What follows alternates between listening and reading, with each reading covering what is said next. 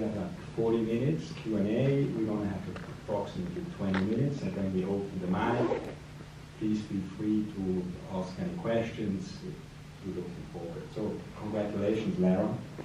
How do you feel after your first screening?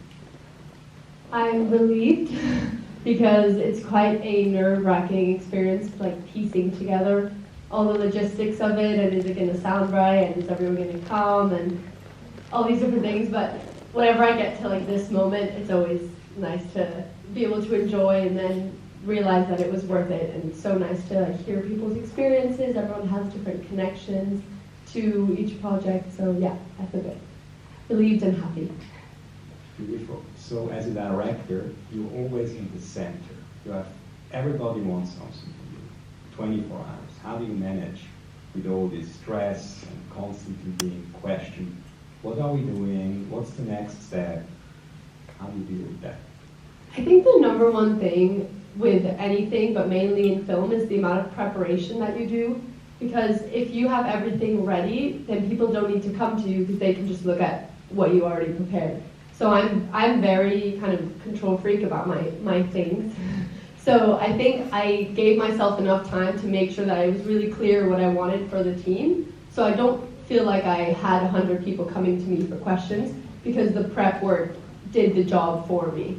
And they were able to take the information from documentation or the delegated departments or the emails. There's a lot of group chat communications. So yeah, I think as long as you stay true to your idea, you'll be fine. Beautiful. So let's jump to the story. Why did you choose this plot for a graduation film? And how much of Laura, the sister, is in the story?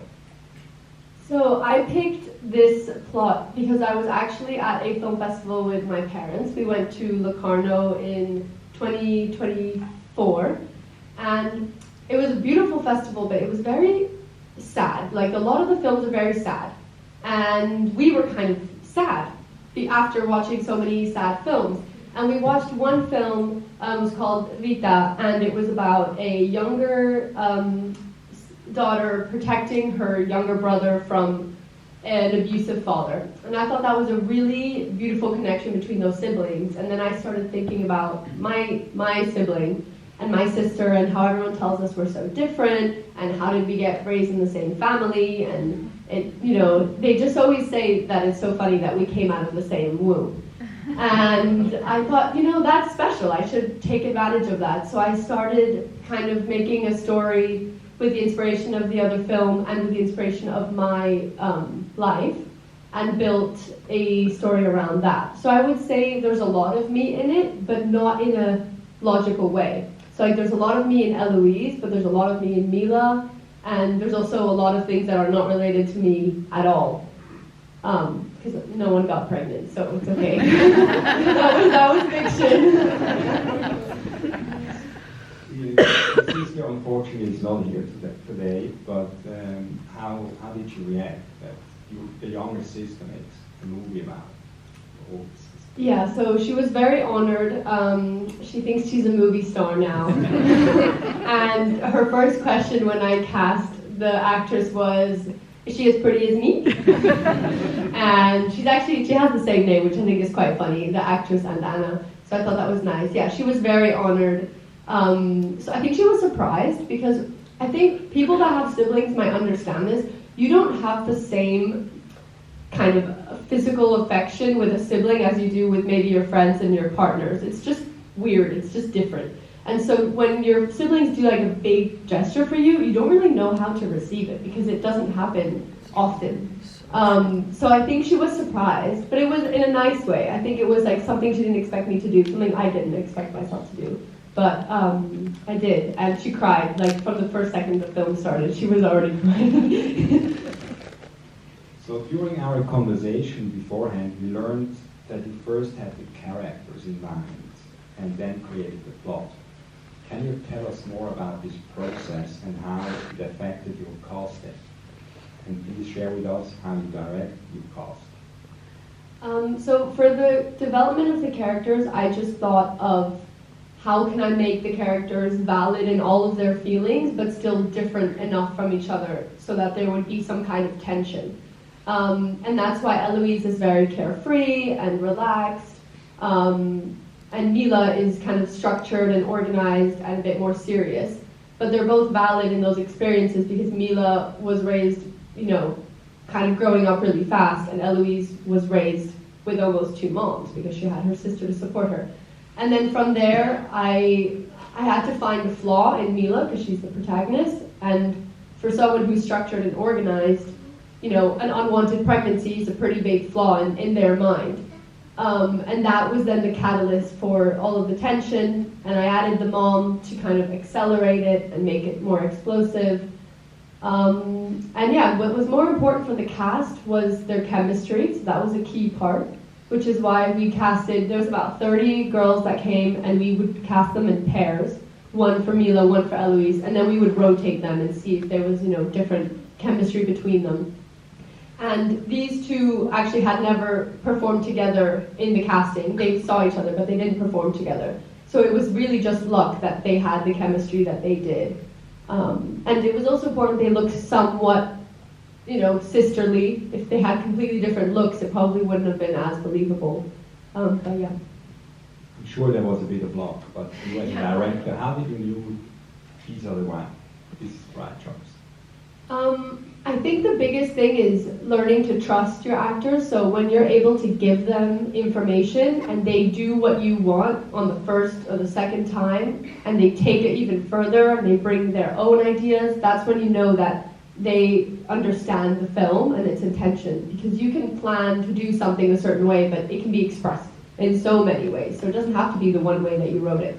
So making my script clear, and then if they want to approach it differently, that was okay.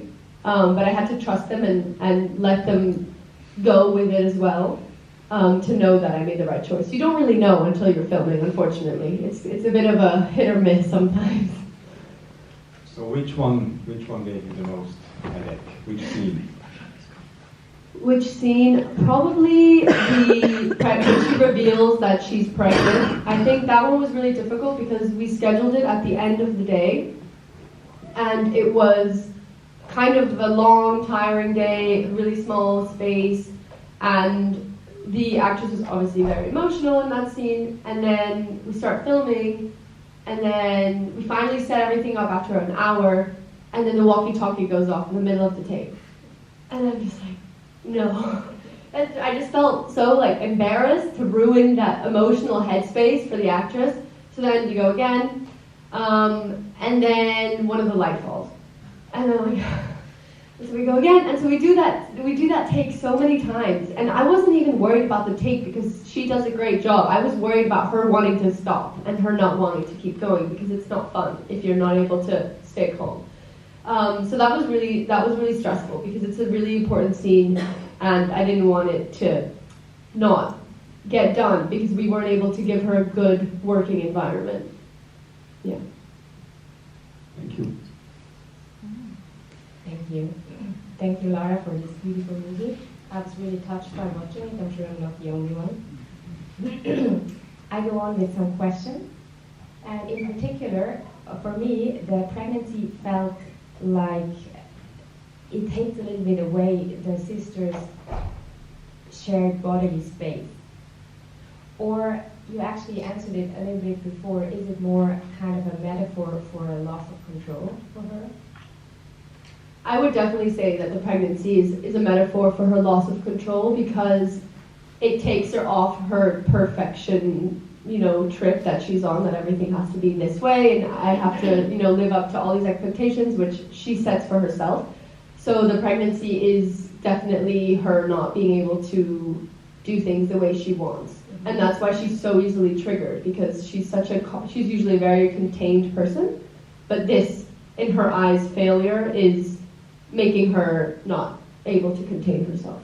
Yeah. Okay, thank you. The relationship between the sisters feels super intense, and even a little bit symbiotic. So where for you does the boundary lie between closeness and self-loss? And why are you particularly interested in that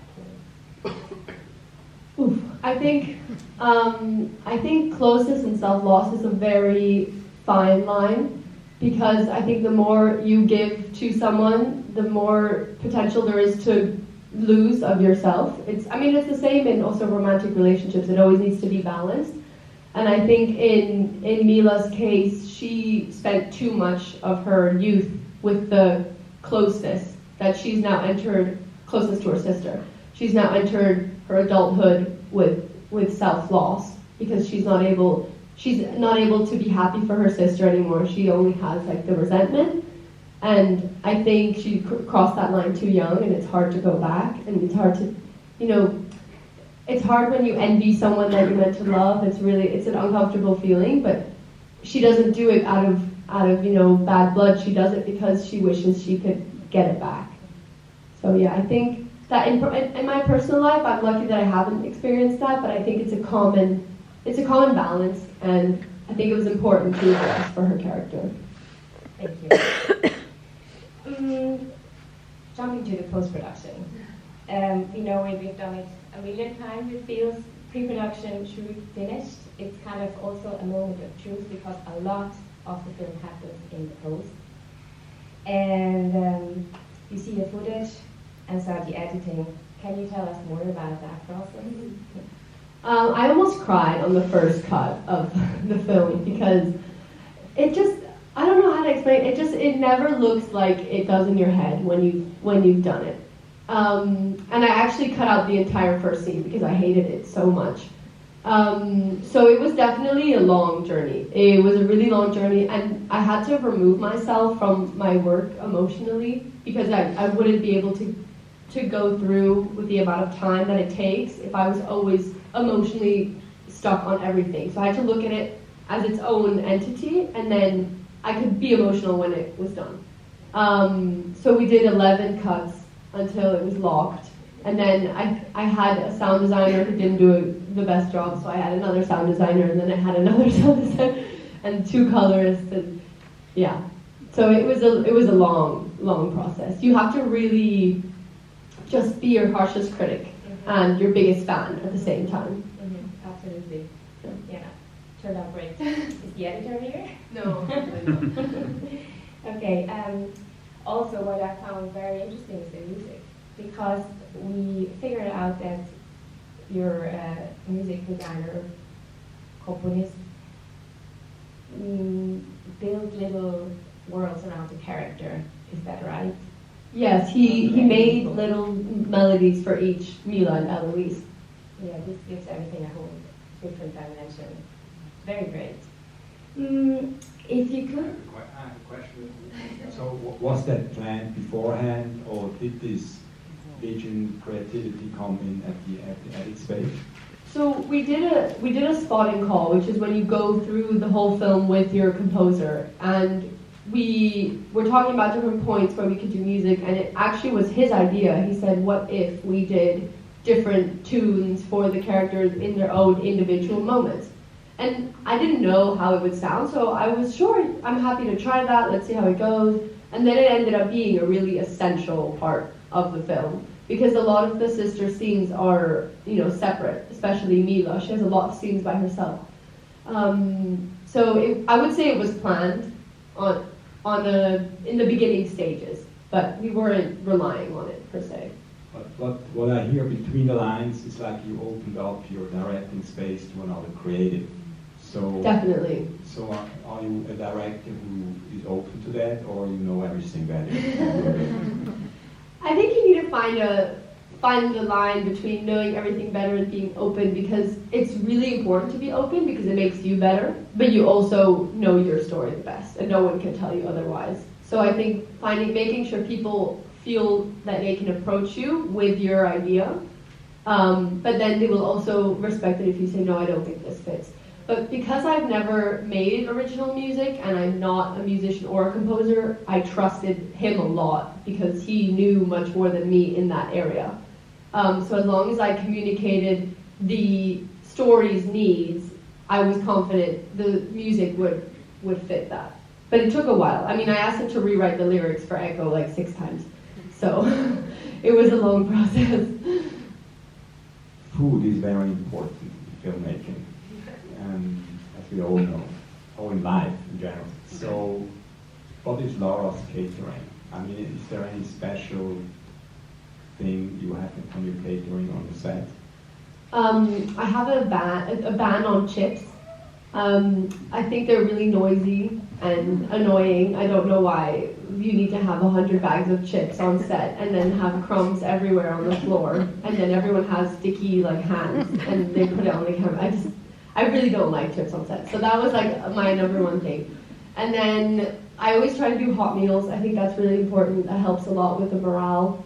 And no sugar in the mornings, only in the afternoons. So there's like chocolates and cookies and stuff, but I always only put them out in the afternoon so that they don't have like a big sugar spike at 9 a.m. and then everyone's like asleep in the afternoon. So it's important because there's some, young men in the crew and big appetites and not a lot of control over them. So you need to know how to feed your tribe. It's really important. Don't never save money on catering. That's something I can advise. Thank you.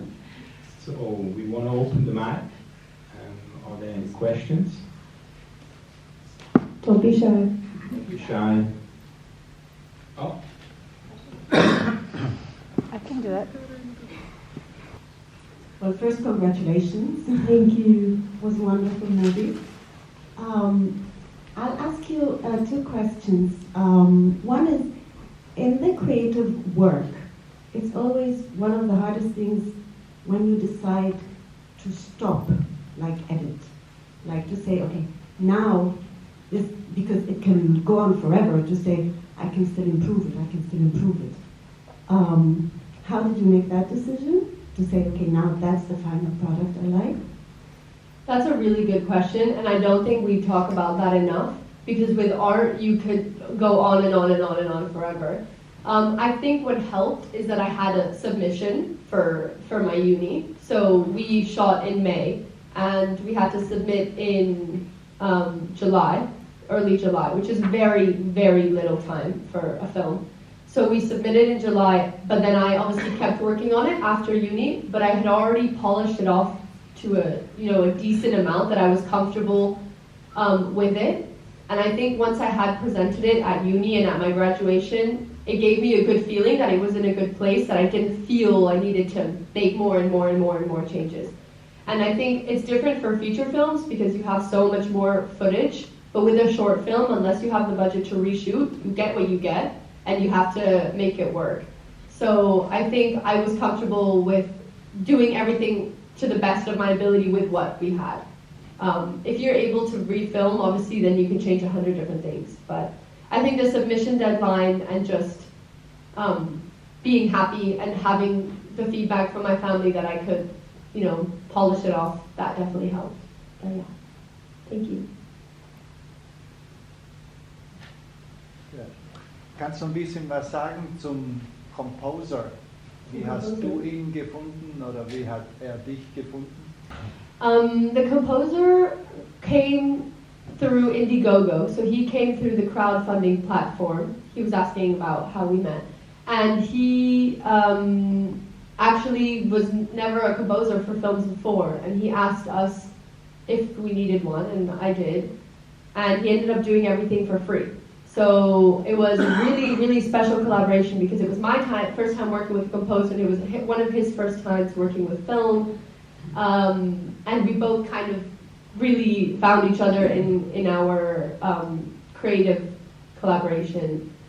And I'm very grateful for him because composers are not cheap. So that was a really fulfilling process. Yeah. So that brings me to another question. Crew. We have not talked about the rest of the crew. Yeah. So film is a lot of people are on set. So were most crew members from the school, or how did you collaborate and how did you find each other? So we have our whole cohorts in university that we're encouraged to take crew members from. However, the year is about 70 people and they make 24 films in the span of 2 months. So I don't know if the school just is missing brain cells or staff, but you don't have enough crew for 24 projects. That's like 2 people per film. So we have to find them ourselves, and they leave you a bit in the deep end, to be honest, because you go from making uni projects with the same people for 3 years, and then suddenly you need to find a new gaffer or a new editor or all these new people, and if they're not in their uni, why will they do it for free? So you need to either be networking outside of school or have friends of friends or people in different years. There's a website called Mandy, so we do a lot of listings on there, and that's how I got half the crew. So half the crew was external and they worked for free, and they were just nice human beings. And yeah, it made a huge difference, because otherwise we would have been way understaffed and it would have been much harder. Maybe they do it on purpose because that's going to be the next few years of your life.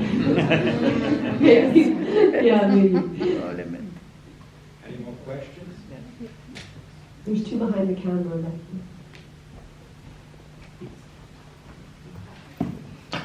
First of all, congratulations. It was I really liked it. Also, having a sister, I related a lot to this. So it felt really nice. I wanted to ask specifically about the makeup, because I saw that there wasn't a specific person about the makeup, and I like to do a lot of makeup. With the actors, did they do the makeup themselves, or was there a specific, maybe, product that you guys had to use so that their faces would be more illuminated, or did you guys not focus on that? So what happens often with kind of student budgeted films is, unless there's SFX and heavy makeup, the actors will do it themselves, because they have their color, their skin tones, and their products, and it's just easier. But specifically for my film, because it's such a makeup-less film, I would have also been happy if they didn't put any makeup. It's more for themselves. They want to feel comfortable on camera. And in terms of the skin texture on camera, usually the issue with kind of the skin being too glowy is usually when you're indoor with harsh lighting. When you're outside, it's much less likely to look like that, so that helped a lot. But otherwise, you just put powder and then it blemishes it so they don't look like they're soaking wet on camera. But yeah, no, luckily that saved a bit of budget as well, because makeup artists, that's a lot of work and the makeup is expensive. But most films, they'll have a designated makeup department. So if that's something you're into, there's a lot of work for makeup artists. That makes a lot of sense. Thank you. Thank you.